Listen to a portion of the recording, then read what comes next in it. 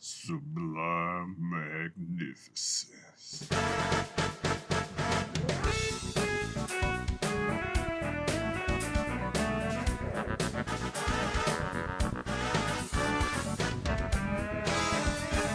Hey guys, you know who it is, what's going on, what is happening, where it's at, and why we're here today. How you doing? It is I, the sublime magnificent big ugly himself, Omariel Feo Grande on YouTube, back with another episode of This Guy Hasn't Seen. And as usual, I am joined by my co-host and runner mate, one of my best friends in the world, El Director himself, Bill Smith. Oh, yo, Maury. We're doing it again, brother. Oh, I have forced wrestling back onto This Guy Hasn't Seen once again. But Yeah. no, but no, seriously. Yeah. Hey, I'm great. Thanks for having me back. Love doing this. Love being here. Love doing this thing, as always. Love doing this thing, trading things back and forth. One guy's seen it, the other one hasn't. Sometimes it's movies, sometimes it's TV, sometimes it's musical performances, and a few different times it has been, hey, you have never seen this wrestling match. that is correct. And we have had some matches on here, but this week we decided to go with something special. You brought up the idea, and I was like, I'm here for it because this upcoming Saturday, we have on the Saturday night main event the last match of an individual who had a big impact on WWE, to say the least, the past few years. And he's finally, allegedly, hanging it up. And that is none other than old hustle, loyalty, respect, the Superman himself, John Cena. John Cena. Yeah, man. I thought this would be a great thing to hit. This week in particular, obviously. But also for us because he is kind of the epitome, the perfect example. Like The he is the kind of the perfect poster. representation of our separation in fandom. I can see that. Like Yeah. kind of the moment of the John Cena rise to prominence, because I'm pretty sure I saw a little bit of rapper John Cena before I fully checked out for quite a while. That's possible considering, like, I think rapper Cena started around 06, 07. So, Yeah, because I was still checked in for Eddie's title run. Um so and at one point, even like, I think, because it's been mentioned in this year of retirement, all the different things that Cena has done, and he had a brief feud with Eddie Guerrero true. several months before Eddie did his world title run. He had a Mm. U.S. title feud Ooh, with with Cena. Cena, Okay. um, where they actually did a pretty uh, uh, uh, famous at the time.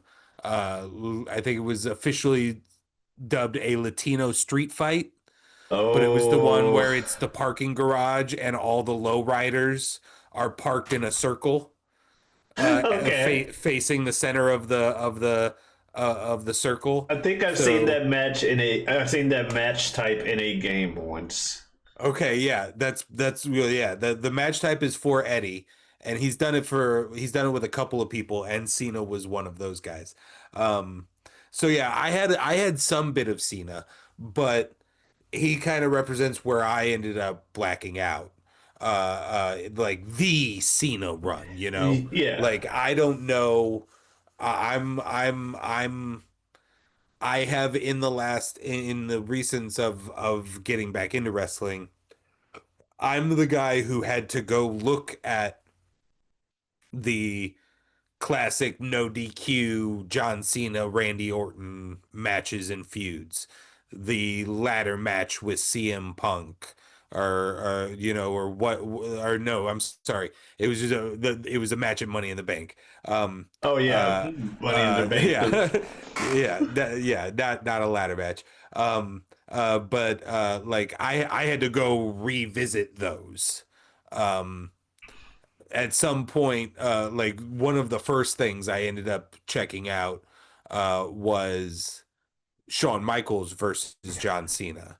I, They're two different matches. I was tempted to suggest that, but part of me was like, you might have already seen that.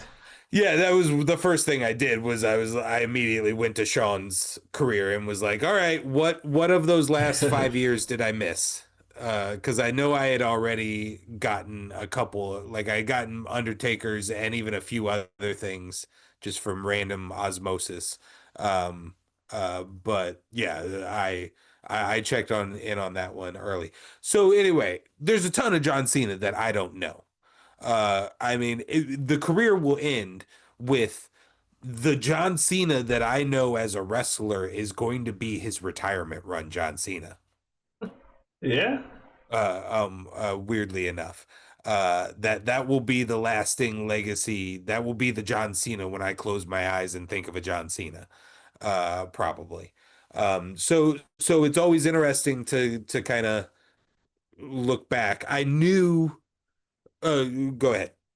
Yeah, I guess to go with my history with Cena, like you said, it's about the separation of our fandoms. We've mentioned it a few times on the channel. You're a bit more golden era slash attitude oriented, some ruthless aggression as well, but that's New about generation. Yeah.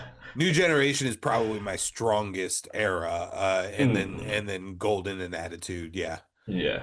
And then And now I joined and now in modern, okay. yeah, I joined in Attitude around 06, 05, 06, or about 05 to 08. I was super like only what I heard, from people, because I did have because I had just went to college. My college roommate at the time, I had two roommates, one of which super into wrestling, but but I was like I'm trying to do college things now, not even the cool college things, but I'm trying to do college things now. And so I wasn't trying to watch wrestling as much, aside from back in my day when I was a kid. I liked that stuff, not this new stuff they got going on. And then I would hear him complain about Cena, and I was like, well, I thought Cena would be okay, but he was doing the rapping and stuff. And especially at that time, I had this whole adverse reaction to targeted to when I felt like I was just being targeted, like, hey there, urban youth, you like the rap music, don't you? Look at John Cena, he's rapping now. You like a crime time, don't you? Yo, yo, yo, grab your 40s, check your rollies, it's crime time. That's how their theme music started. Yo, yo, yo. Yeah. So I at first had an adverse reaction to rapper Cena. And by the time I ended up getting back into wrestling around 09, 010-ish, a lot of the internet had soured on Cena, and a lot of my friends were in tune with what the internet was saying, and thus I had soured on Cena as well, because I'd be like, okay, yeah, if you're a real wrestling fan, you don't like John Cena. So to a degree, I will say part of me is like, I wish I wasn't as in tune with what the internet has to say about wrestling, or that we haven't gotten to the stage that we are, where we keep looking at the person who isn't the character on screen, because then we start, when the story doesn't go the way we want to, now it's like, well, that's only because they politic to do this, that, and the other, instead of, that character, he just sucks, man. That's just what that character does. He's gonna lose. Now it's guy up top, pull the strings, ruin man's career. How dare you, motherfucker, boop, boop, boop, boop, boop. And, same thing happened with Roman, but I feel like I would be a much bigger, I say this all to say, I feel like I'd be a much bigger Cena fan had I just been a mark the whole time. I don't think he'd be my favorite, but because I do think I would have gotten tired of him at certain points, especially the Randy Orton. I think I would have been more Randy Orton just because St. Louis. Right. But anyway, I went through the highs and lows of the Cena time from 2009 to now. So then there were a lot of lows over the years. But I went with this match suggestion because around the mid to late 20 teens, Cena kind of got, while he's always been shake off the hate, hustle, loyalty, respect, hold up the never give up towel. I don't care what y'all saying. Sing your John Cena sucks, I'll dance to it. While he'd always been that way, you could tell, like, anybody is gonna get tired of people talking shit about them to some degree. And you can tell a lot of the "you can't wrestle" allegations were starting to get to him late in the 20 teens, where he's like, no, I can wrestle. Just because I wrestle safely, and I know what hits and I know to go to the 5 moves of doom and all of this stuff, don't mean I don't have other stuff in the bag. But hell, Brock Lesnar used to do shooting star presses. And then he almost ended his career 2 years in when he landed on his neck doing a shooting star press. It's like, cool, you're huge and you can do shooting star presses. That's terrifying. But did you realize you're terrifying enough on your own? You don't have to do shooting star presses to be scary. And I think people mistake wrestlers that fall into a pattern of what's going to work for them not actually having the skill. Not needing to do the high tier stunt doesn't mean you ain't an athlete or that you can't. It's just, why risk the injury for the moment if it's not, like, you know what I mean? But people do that all the time. Jeff Hardy. Yes, I love Jeff Hardy. I love Darby Allin. I love them both more than John Cena. They're both fucking stupid by comparison. But that's why I respect them, though. Anyway, I'm talking in circles. I like John Cena more now than I did. I spent a long time being on the Cena sucks side of things. But in my older age, I respect a lot of the stuff he's done. And I liked his matches with AJ Styles around the mid to late 20 teens. And I figured I'd suggest those if you were looking for John Cena matches. Yeah, because they had a killer one at Crown Jewel this year, speaking of your thing there. And it was one that Cena kind of made a fuss on Twitter about, possibly part of the scripting. Yes, we all know. But the bottom line is, he was like, I want AJ Styles. The fact that I'm not fighting AJ this year is crazy. And so they got to make it happen. Yep. Yeah, I watched that match and it was amazing. I loved it. Really like AJ Styles, big fan of his in my return to wrestling fandom.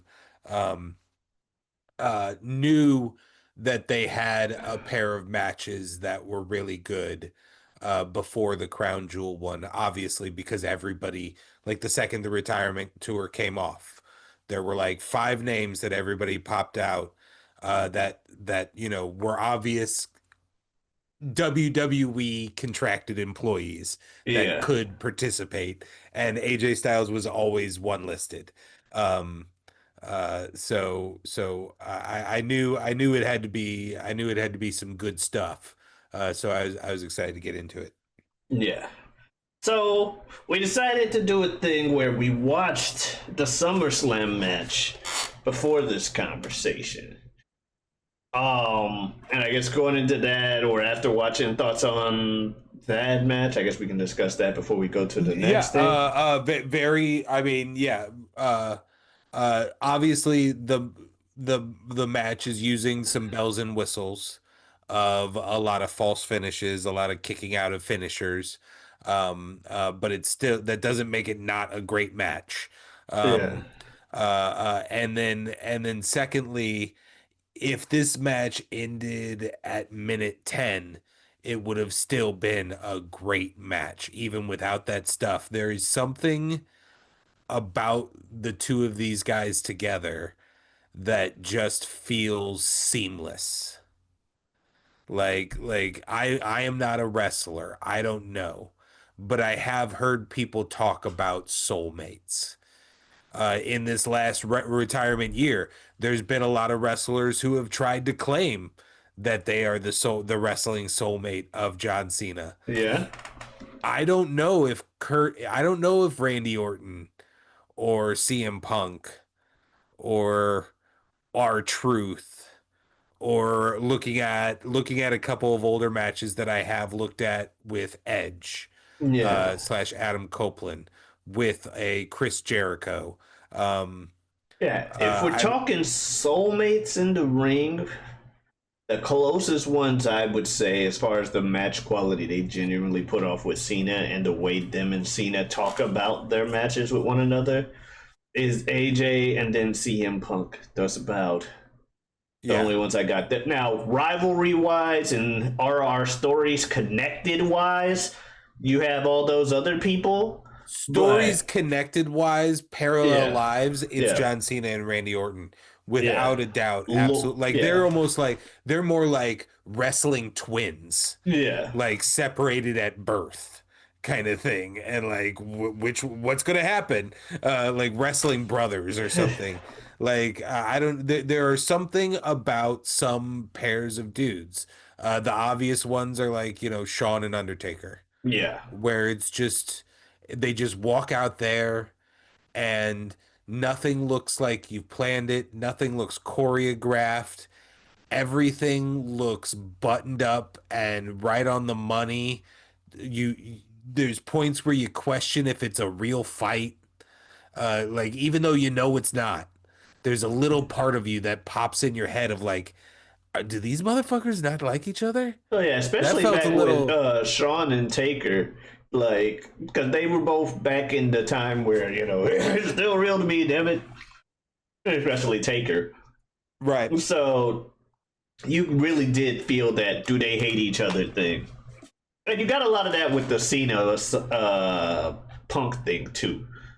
I will say, like I said, they whether or not they actually like each other now, which it seems like they do in this modern age where we just throw everything out the window and just tell you how it is. It seems like they like each other now, but whether or not they hated each other back then, still a question mark. Punk spoiled that when he quit the business the first time, because he broke a bunch of kayfabe in that regard. Yeah, he gushed about how much he loved Cena. Funny enough, I think he directly said in one interview that, or maybe the infamous podcast that went to like court cases and stuff. I think he said the only people he had a problem with were uh, were Vince and his son-in-law, and and Ryback, of course. Oh, of course, Ryback. You were not a fan of Ryback. um but no, like, back on these two guys, like um uh Randy and John have the parallel lives identical to each other as far as WWE superstars go, but like I kind of love the story of I was the best in the world everywhere else while you were Mhm. leading this little parade of shittiness for the last 10 years. Like, you may be the biggest, but like I've Yeah. been the one actually wrestling the last, I and I'm guessing this is just like, is this just So, in this era, this point in time, is it just a standard rule across the board that whether you are a heel character or a face character you are getting cheers over John Cena, or is this special to AJ? Uh, Because he's there is obviously a lot trying to of be a heel. okay, yeah, a lot of AJ reactions in this match is attributed it to him being AJ. Nonetheless, what you're talking about, there was a degree of that in a lot of Cena's matches about this time. But Okay. this was AJ's first year in WWE. They had one match previous to SummerSlam at Money in the Bank that ended with interference from Right, I've heard reference to it in yeah, the promos around this, and yeah. I think the commentary refers to it. But when it came to the match, it was like, okay, let's really see WWE, Mr. WWE versus Mr. TNA. No bullshit. Let's have them fight. Because after Cena lost to the shenanigans, he's like, oh, you ain't got no balls. I guess motherfuckers ain't real for real. He say he the best, but he come in and he cheat to win. I thought we were gonna fight man to man type you know what I mean? And so now he's like, okay, you wanna fight like a man? We'll fight like men. No club, none of that bullshit. One-on-one SummerSlam. Tired of you running your mouth? I need you to fucking leave. People are tired of you around here. And Cena's like, I ain't never leaving. Which I thought was funny because I was watching the like little package before it. Cena's like, people always ask me, hey, with all the stuff you're doing, all the TV shows, all the everything, when are you leaving WWE? And I give them the same answer. Never. I'm never leaving. I'm like, this is ironic right before what we're about to watch. I think it was from like about 10 years ago almost, like 9 years ago. It's And crazy. well, and I mean, he's still being very clear on the fact that he's not leaving Omari. He's just not going to wrestle anymore. Like when John Cena appears at a PLE next, he will be in a 3-piece suit, kind of thing. The jorts and the t-shirt and the hat will never return. That's what's getting hung up in the rafters, metaphorically speaking. Fair. And So I mean, I'm just saying, if yeah. John Cena were here, he would probably tell you, "Well, I am never leaving Omari." That is still an accurate statement, you see, because No, that is entirely fair. and he might literally have a lifetime contract, a contract in perpetuity of like, no matter what you do, we're just gonna keep selling T-shirts with your face on them, and we're gonna give you $5 million or something, you know. Yeah. But yeah, going into this match, it was cool because it was John Cena, and especially after the cheating before, I know myself and everyone in my friend circle was convinced AJ wasn't winning this one. It was time to put him up there with the rest of the Cena victims. You know, 1, 2, 3, and he wins again. And it's like, okay, here we go. John Cena. Yeah, feels he almost just clicked obvious. out of it. Yeah, You know, it's Vince here. Is still running the show. He brought Sting back. Famous guy just to from shit on another him. company. Yeah. He literally brought Sting back to shit on him at WrestleMania. And then I think Sting probably would have been able to start getting wins and stuff, but the injury in the Seth Rollins match kind of shelved any chance of that happening. The buckle bomb. And I'm not blaming Seth. I'm blaming the injury. No. I know. I'm just saying. I was just gonna say that, and most motherfuckers blow that way out of proportion. like yes, Triple H got the victory, but like got the technical 1, 2, 3 pinfall, but Sting got a visual victory with a ref bump down. There was like a million different shenanigans of ridiculousness. But why is NWO getting involved in a Sting match? That doesn't make any sense. Because it's not a Sting Triple H match anymore. They're clearly doing we are depicting the Monday Night Wars inside of a match. Like they are very obviously doing that. And it's just like, come on, Yeah, everybody. it's like literally WWE versus And also, WCW. 80% of the motherfuckers that go on bitch sessions have never seen a Sting match outside before 2007. Like they don't even know who fuck Sting is. But my one of my goats of all time. We were just going over the list a second ago. The official Feo Grande list. One of Bill's goats. Yeah. Yeah, and Cena ended up being on my list. I'm not sure if AJ made it onto my list, but he probably should have. But I didn't watch enough TNA, so I think that's why I didn't put him on Who there. did? Like the people who are like, yeah, this is the point where I stopped watching WWE and went to TNA. I was like, man, I couldn't find TNA to save my life. Like I couldn't get a consistent. I could never figure out. Like I wanted during the what did they call it? The Monday Night Mafia or the main Yeah, event main Mafia. event Mafia with Like Sting. I was hearing about that kind of shit in the ether, in the wrestling sphere. But like I could never fucking narrow down I'm about to say, I want to say it was on what Spike channel at that Spike time. was on, what Okay. like what time the what time the show was. I was too much of a loyalist. I throw, and it wasn't even so much I hate TNA. It was just one of those things where it was like I threw my lot in with WWE. I ain't got that much time in the day. If it could be good, I'm not gonna say your show's bad, but I don't care enough to drop WWE and then learn everything TNA. I ain't got Yeah. time for that. I'm just not gonna watch WWE, or if I don't like WWE, I'm not watching wrestling. But Kurt Angle in the main event Mafia. Flipping channels for the first time and seeing that fucking crazy ring was wild though, man. Like what? I think the first show I ever accidentally saw, they had a proper X Division match with the fucking cables over the ring. Oh yeah, I forget what it But was yeah, called. I think I only ever watched TNA when I was just flipping channels. Oh, TNA. Oh, okay.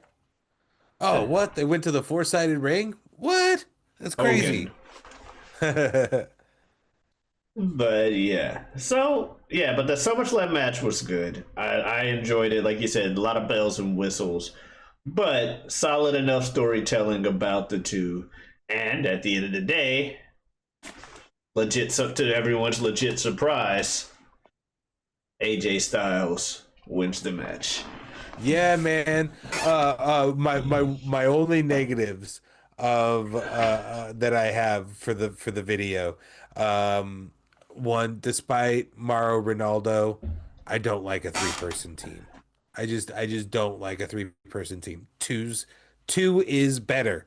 Give me two. Delete one person. And I've never been a huge fan of JBL's Oh, color. And then I don't even know who the other guy is, who's just David like, Otunga. oh, okay, that's who that is. I'm And pretty then sure that was Otunga, and that's what I was gonna be like. That's who I'm saying to get rid of out of those three. But I can see if JBL is not to your liking. But Otunga said like nothing. And then secondly, too many fucking announcers. Because not only is it a three-person team, but there's three teams. And one of them, like I assume there's a Spanish one that's off camera that we don't really get to. Yeah, I But think it was Spanish Raw SmackDown. yeah, considering the positioning, I assumed that there was a third over there. But you constantly have shots of the Raw team smack dab in center, still sitting at their table in silence, just quietly, motionless, sitting at their table. Might even be sleeping. It looks awful. It looks awful because so often the guys who are actually talking are obscured by either wrestling bodies or the ring posts or the turnbuckles and stuff. And so it looks like there is a secondary audio track put on the video because all of the men that you see at the announcer's desk are just sitting there.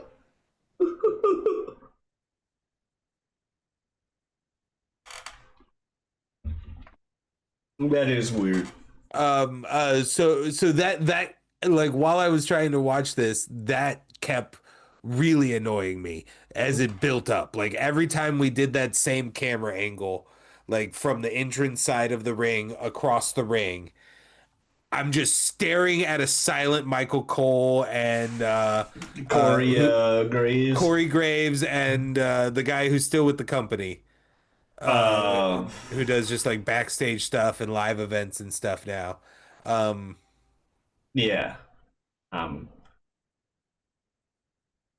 it wasn't Byron, was it? Byron. It was Byron? Yeah. Yeah. Byron Saxton. Shut up, Byron! Sorry. It's half the time I think of Byron Saxton, I think of JBL telling him to shut up. Like, he got bullied so much on commentary, but that was his character. Like, what, guys? I think everything's okay. Shut up, Byron. Oh. I'll talk later about the Stone Cold pandemic moment. That shit's hilarious. But yeah, other than that, obviously, I love the match. It was great. God, I don't know if we included it in the rankings or not. If we did, we probably ranked it too low because that phenomenal forearm is one of the most gorgeous moves in wrestling. Like, my goodness, it is so good. And when they do the slow-mo, like, is there a better move in slow-mo replay? Like, just the what he does with each limb just makes it's like body art through the course of the leap. Yeah, I remember liking it a lot. Contact. I remember liking it a lot more than the Superman punch, primarily because you have the springboard element to it that really helps with the And image. cocking your fist is dumb. Cocking your fist is dumb, and too many people do it. Roman, the second Logan Paul walked in and started cocking his fist, you should have been like, "Well, all right, that's it.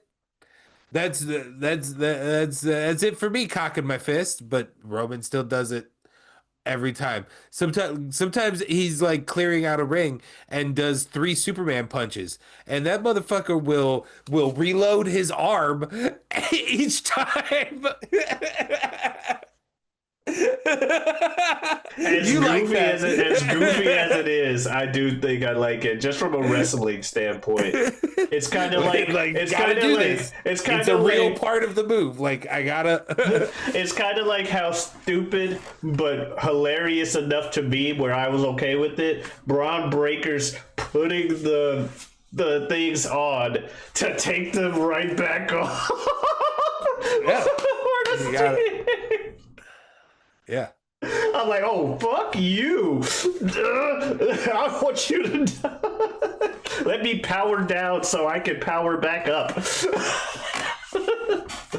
But yeah. All right, so that said, we talked about the SummerSlam match, but one of the things that made this episode special is we're going to watch a match too. And this is the third match of that series between the two of them. John Cena versus AJ Styles, Royal Rumble 2017. Nice.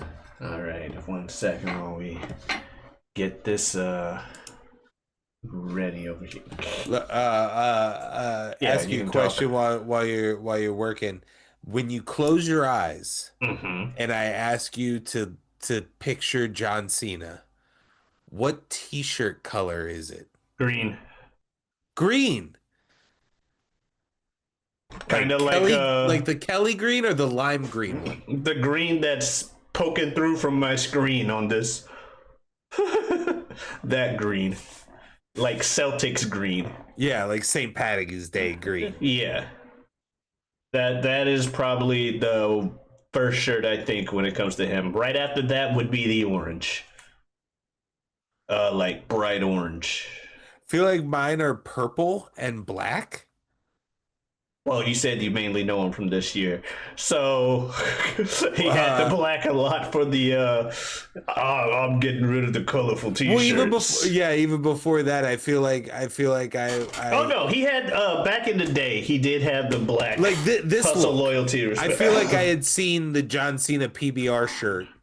Yeah, no, he's had black shirts. It's just when you said that this is the once a year, and then you say black, I'm like, that makes sense. Oh, one thing we hadn't touched on, which we could get going in the video, and I can talk about it. Oh, okay. So we're watching on WWE's official YouTube channel. Okay. Shout out to WWE. Shout out to WWE. For explicitly allowing us to do this. Yeah, allegedly. So we got the. I'm at 0. You're at 0, right? Yeah. All right. And so I'll count us in. 3, 2, 1, go. All right. AJ Styles became WWE champion. Oh yeah, okay. So this one we're not seeing entrances. Okay. Yeah. AJ Styles is the champion. Cena at this time is a 15-time champion. Because this is like 9 years ago or 7 years ago. Ric Flair, record holder at 16. Yes. According to WWE's history. But no, the thing that I was going to bring up that we hadn't talked about yet is at one point during my wrestling blackout, you took me to a wrestling event. I did. Where we at least saw John Cena make a promo. I can't confirm if he wrestled somebody or not. I feel like, unless that was in a different city, I feel like we were there at the Miz comes out and pretends to be the Rock show. Like Rock did it was that year where it was the Miz. He was feuding with the Rock. No, that's what I was. He was feuding with the. He and the Rock were talking shit to each other, but he was feuding with the Miz. Okay. Because that was the year of that WrestleMania. What does he have to do? Look, if you talk about of the I wrestled John Cena in the main event of WrestleMania and that won? WrestleMania. Because that Valentine's Day, Jesus, let's go AJ. That Valentine's Day, they announced The Rock as the special host for WrestleMania. He came back for the first time after 7 long years, and the first thing he said is, "Yeah, I'm back to do this, but I'm also back because John Cena's been talking bad about me."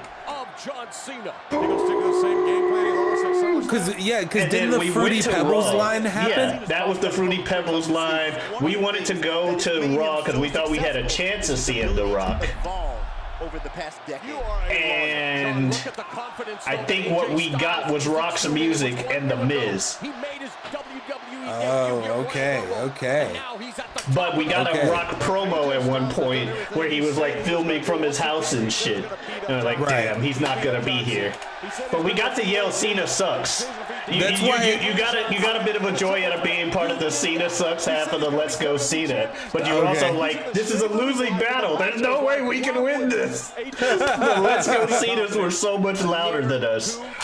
Oh, okay. St. Louis was pro Cena in that moment. Yeah, I was just because I got there because of the purple shirt. And I was like, why the purple shirt? That might have been. So I'm wondering I'm wondering if he was purple then because it was during the Fruity Pebbles era. You come out here with your bright green shirt and your bright orange shirt and your bright purple shirt, and you look like a big bowl of Fruity Pebbles. And then John Cena got a licensing deal with Fruity Pebbles after that. As one should. Capitalize. Meanwhile, we're like talking all over another this. AA counter. Yeah, AJ Styles. AJ Styles does kind of make me wish I did watch more TNA. So smooth, so smooth, so crisp. Yeah, I love it. Like, I don't think I'd ever be able to have the time to do it, but to like go back and just find the means to just enjoy the actual story of these wrestlers. Like, watch them not as wrestlers, but as characters in a fucking story. You know what I mean? Yeah. Especially if they keep their name through multiple companies. Because then it is the same character. Supposedly,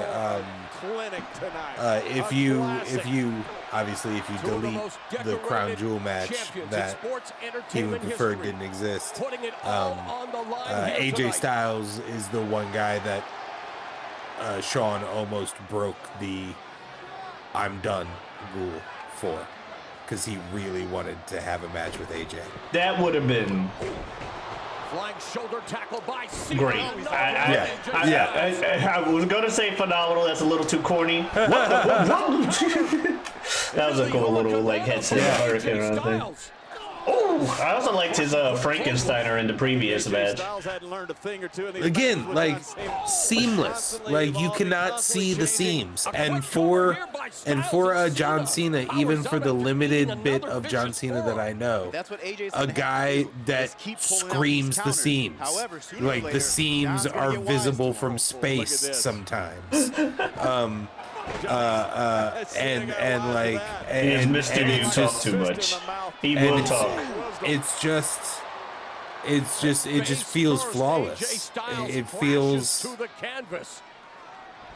I couldn't find it before we started, but I have a C Nation armband. It was I got it at a CEO once. Bailey decided to come out and do the John Cena entrance. And When he left the armband in the last match, what, like, was there anything? Was he teasing retirement or something like that, or was it just like a I'm gonna be gone for a minute? I do not remember well enough, but probably like I'll be gone for a minute. Oh! Jesus. I think it was more I'll be gone for a minute. Because the whole point of that was AJ saying, "Get the fuck out of here. No one wants you, bro." Right.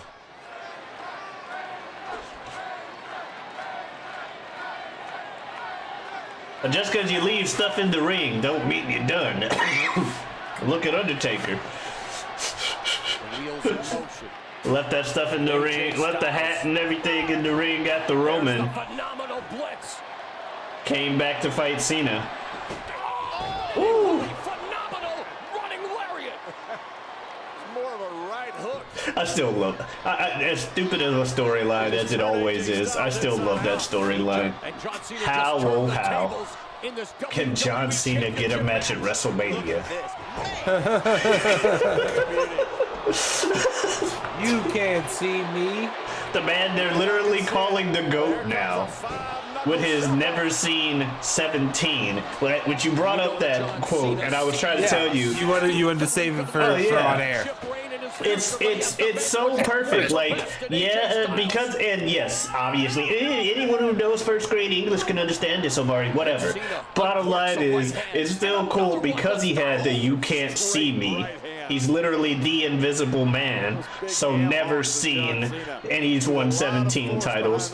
But he's also the only motherfucker to win 17 titles, which has never been seen before. And so it's perfect that that happened to where those could align. For your career to line up that way, to where you could use a slogan like that, is crazy. Yeah. Yeah, I mean, like, I don't know about GOAT, you know. Well, like, me neither, but you hear any wrestler talk about how like just like the dedication level of a John Cena of doing the shaking every hand, signing every autograph, watching every minute of the shows that they're working on, kind of thing, and just like the ultimate dedication. I can feel him in the conversation just for that. The way people talk about him. Oh, Big A. No.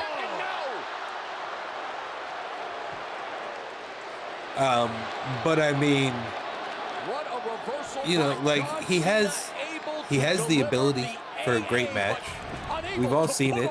Yeah. Like it's like all the John Cena haters, they always have to delete like 12 matches in their brain that they know exist when they start making their John Cena arguments. Like he's done every kind of match. I feel like we talked about that at one point recently in a You Don't Watch Sports segment of just how like if you want like a crazy bloody death match, he did that JBL thing. The No Holds Barred with Umaga was a super intense, hardcore, put my body on the line match. Yeah. Obviously the super story heavy matches, you know. I don't think anybody denies the mic work. Like, No. Just, like, I tapped out and had to agree to the mic work thing in the early 2010s or 2010s. I'm like, I'll be damned if you say he didn't have any passion. Damn. Almost looked like he knocked that dude's teeth out. Yeah, He probably it was divisive, but I loved the You People promos from the early heel run. The Cody battle. My God, the single lines that I like was like, I make empires for billionaires. You steal money from their children. Like, oh my God. Yeah, he has always had moments where he just gets super savage on the microphone, and you're like, damn, okay. I don't bury talent. I bury mediocrity. Pele kick. Yeah, fortunately for John Cena, he avoided it. Got rocked with that one. Caught most of that kick on his shoulder. Another thing that works with these two, and it also kind of works for Shawn and Taker to a bigger degree, is the size difference. Yeah. And Cena actually plays big. Oh, God, I love the fucking forearm. Sorry. I fucking love the forearm. As do I. But I think you don't often see Cena play big because he's so busy trying to be the underdog. Yeah.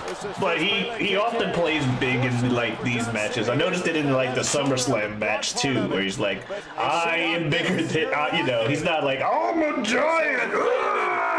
But he, you know what I mean. No, yeah, absolutely.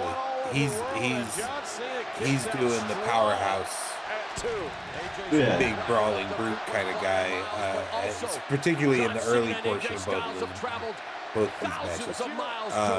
To earn their reputations, John. That's part of it. Look, Cena doesn't wait till 2.5. He kicks out strong at 2. And they both sell for each other really well in this match and the last match. Like, man, like both of them by the end of it, we're probably in real life exhausted, obviously, but just like the way AJ sold in victory, just like barely being able to stand.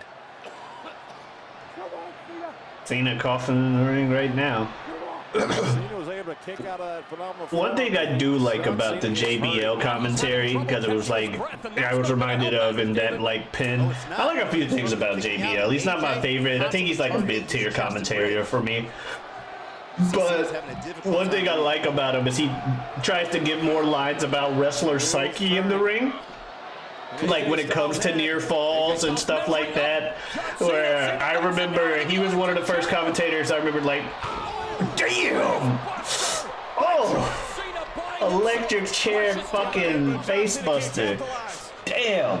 But it will give him an opportunity, John, maybe not to capitalize, but an opportunity shit. to catch his breath. I lost my whole thing. Oh, like how people go for I pins. hurt his balls. I can feel it. I can feel that being a ball slapper. Yeah. Like when people go for pins early in the match when you know they ain't got no fucking chance of winning. And you know what I mean? Like they do like one DDT at the start of the match, boom, and they like try to go for a pin. Like, dude, no.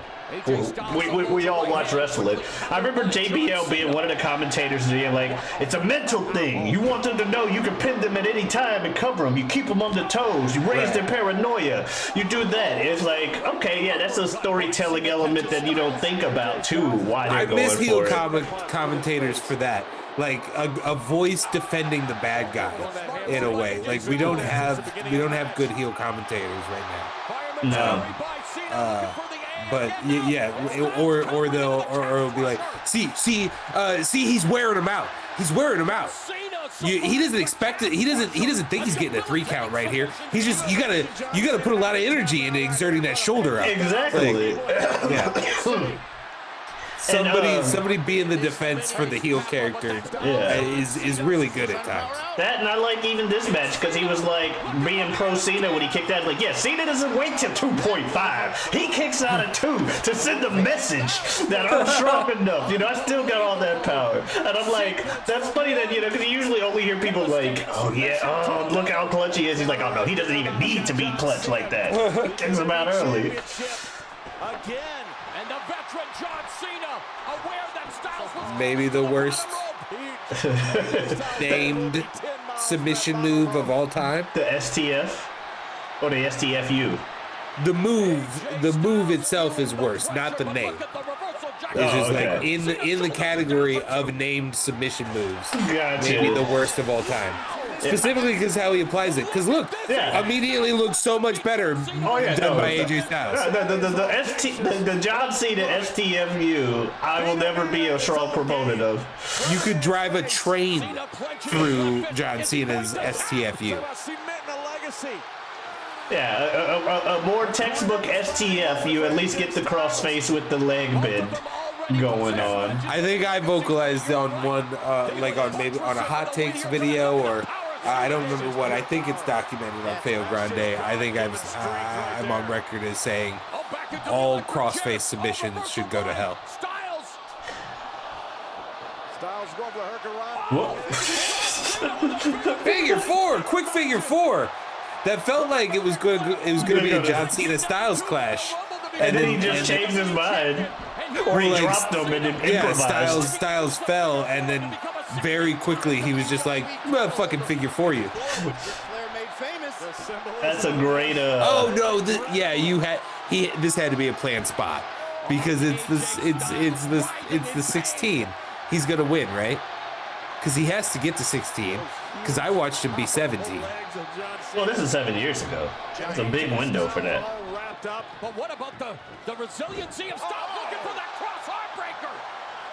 Either way, even if he lost, he's trying to get the 16. Yeah, it's so definitely Ric Flair a shout out to Flair. Ric Flair is a because component of the story. Yes. This is exactly what you expect.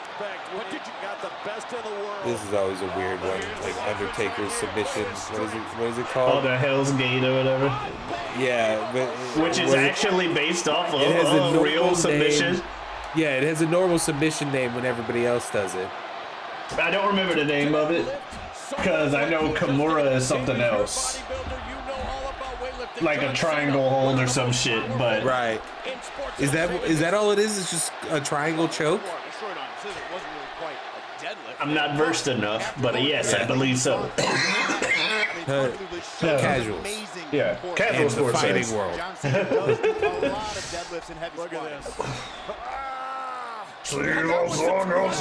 this. Who am I? I don't even. His name is escaping me. Fucking masked wrestling commentator over here. Excalibur. Excalibur. Knowing all the names of weird moves and who did them first and where it originated. Don't you know that's Miyazaki's crossface chicken wing, developed in '62 in his feud with Steve Boat Thompson. Cena gonna hit it. Oh, the counter power bomb by AJ Styles. What are we doing here? He tried to he countered with a power bomb. And now here we go. He's got it. He's got it. Ah! AJ Styles. I don't know if that's enough. Got John Cena. A powerbomb counter might have been. Yeah. Wow.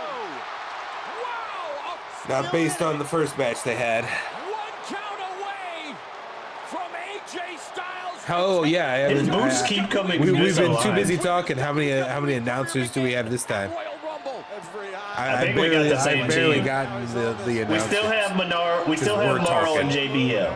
This is awesome. We still have Morrow and JBL. Yeah, I'm not Morrow sure if comes through, Otunga- I'm not- JBL comes through. Yeah, not sure if Otunga's still here. Turns around. Gets John. Hits it with a Styles clash. And perfect. Oh no, Otunga's still sitting over there. How John kicks out Or of is that this Byron? is amazing. Can't tell. Regardless of the outcome, these two. Yeah, either you do it like you do now, where there's just one announcing team for the PLE, and it's either a Raw team, the SmackDown team, or a mixture of the two, or you have one desk and they just run in and out. Yeah, Otunga's there. That was the cleanest code red I have maybe ever seen. Not just from John Cena. You can't get much closer That was until you let you beat somebody that was else. rough looking. Knees up. AJ Styles is hurt. And John Cena pulled some tricks out of the bag. Look how close this is. Good old Cena. I mean, that hand was. Oh, that hand this was is what I was just talking inches about. from The first thing I've heard Otunga say in like the past 8 minutes. You don't need him. Oh, Two is fine. They didn't keep him long, Bill. Can't wait to see it. I do. I think I like the John Cena PBR shirt. It is a good shirt. This has to be it now. Wow. So that was his IWGP finisher? Is that what Morrow said in the SummerSlam match? Which one, the Cap Crusher? That thing that he just did. Or this? I might have been. Oh, that's not the same one. Yeah, it's that one. That's the same one that he did in SummerSlam. And Yeah. I thought Morrow was saying that. He said was something his, along him using that it was- over there. That's the move that won him championships in Japan, or something like that. Grayson found a way to win. Cena catapults AJ Styles face first into the top Uh-oh. turnbuckle. Whatever that is, he did that at SummerSlam that at too. SummerSlam, I don't know if yeah. I've ever seen him do it anywhere else. Me neither. The announcers are calling it a cutter. I've seen a variation of it from John. A Yes, body cutter. not exactly Like how he he's not wanted even to getting the advance. head. He's doing like the rib cage or It's something. closer to a big ending. Everything Yeah, I was thinking that too. So what do you think? Wow. What's it going to come down to, John?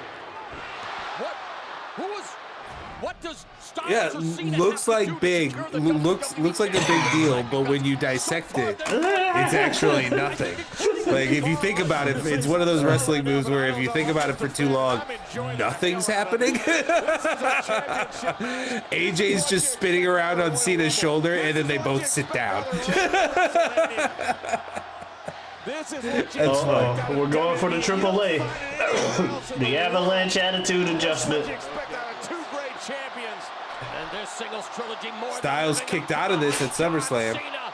Oh, that's a confident nod.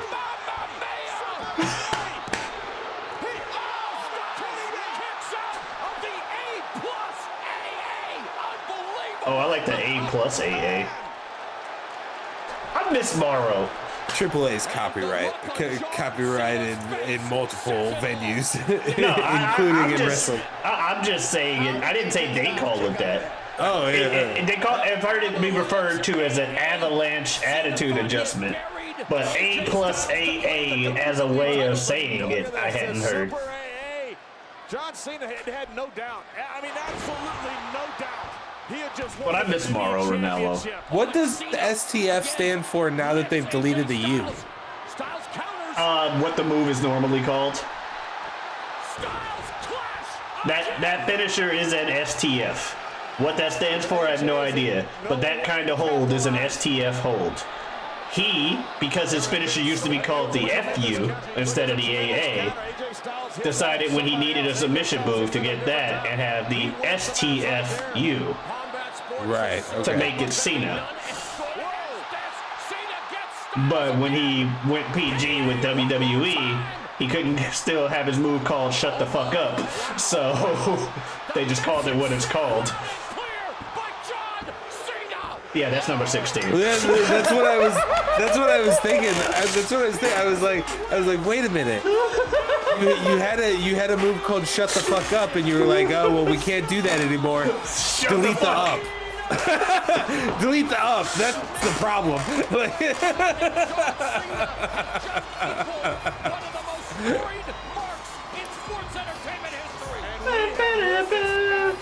Yeah, this is when he tied 16. Before this, he had at least one of his title shots before this, and chances to hit 16 got interfered with by Jon Stewart from The Daily Show. I feel like I've seen something about Yeah, that. Jon Stewart screwed him out of the match on the sole purpose of, I can't let you do that. That record is sacred. It's Ric Flair's. I had to do it for the fans of real wrestling. We Is this couldn't his let you first tie time him. having a big W? Don't know. I doubt it. Cause no, I'm pretty sure he won Big W off of Rock. Cause Rock debuted that W. Oh, okay.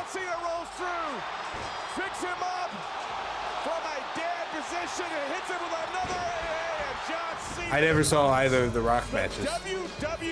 I didn't know if you had seen it. I just know that they exist. My first thought was once in a lifetime, maybe even twice in a lifetime, but probably would have gone with once in a lifetime.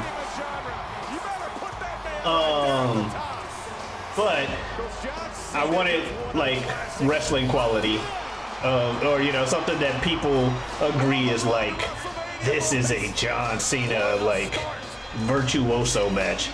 John Right. Cena and Rock definitely is a era versus era type shit. Once in a lifetime. Once in a lifetime. Immediate year afterwards. Once in a lifetime. Again. Ellipses. Again. I've been on this earth for 50, and I've been a sports entertainment fan my whole life.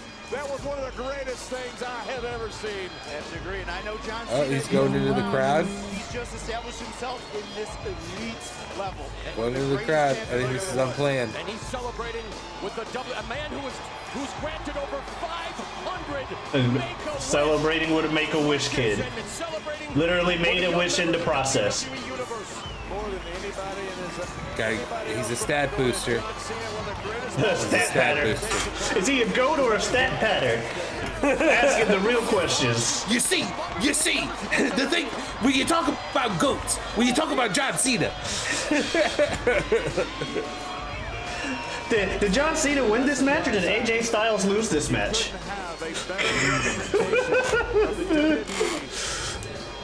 That question is always so frustrating. Did this team good win the stuff. game or did the other team lose the game? Good stuff. It was. But yeah, that was the 16 time when he tied Flair. It takes two to dance. That was a classic.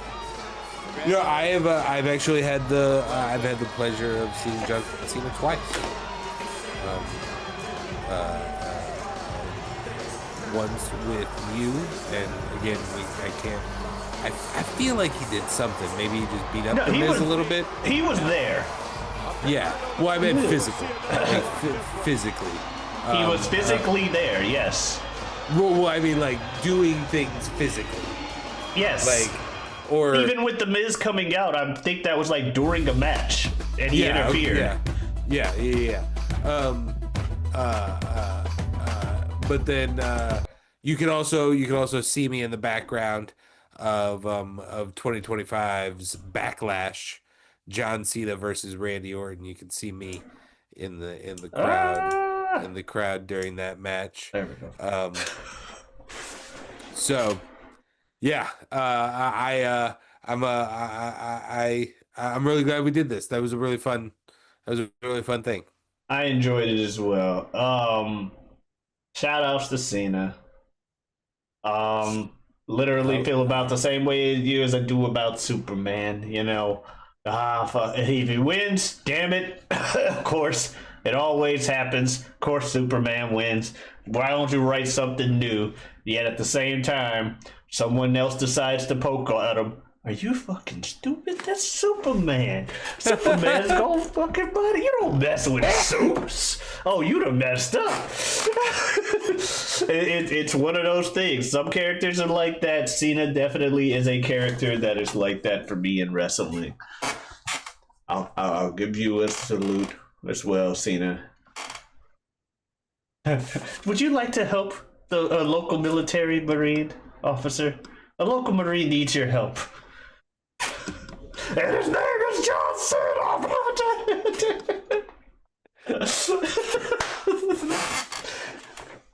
Look up the prank call if you haven't seen it. You probably have.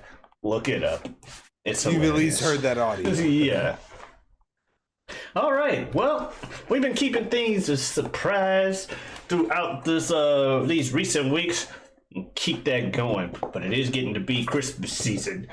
So what we'll watch next week, you'll find out then. You want to check out some of our other wrestling matches, plenty of wrestling related content on this channel, including episodes of this show. We also have a show on Saturdays, You Don't Watch Sports, 2 guys, 3 topics, help you sprinkle a little information to your sports conversation, be a guiding light through the sea of casual sports talk. I also have the Twitter and Twitch at Giotavi, Giotavi. Come on in, stop on by. Bill, you got anything else you want to say, folks?